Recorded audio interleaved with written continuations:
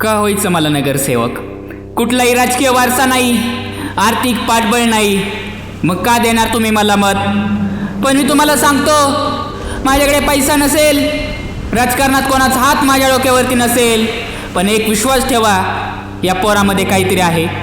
हे पोरगं आपल्या वॉर्डाचा चेहरा मोहरा बदलू शकतं. या पोरामध्ये ताकद आहे. हे पोरगं विकास करेल.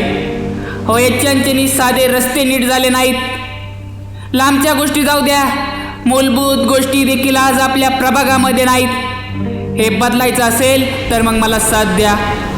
पावसाळ्यात काय हाल होतात आपल्या प्रभागात हे तुमच्या डोळ्याने बघताय. निधी कमी पडतोय का? आपल्या प्रभागाला आलेला पैसा जातोय कुठं? विचारणार कोण? आम्हाला सांगणार कोण?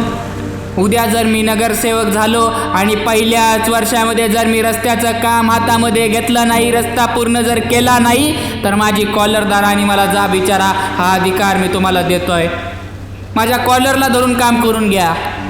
मी नगरसेवक झालो तर लक्षात ठेवा, प्रभागातला प्रत्येक माणूस नगरसेवक झाला.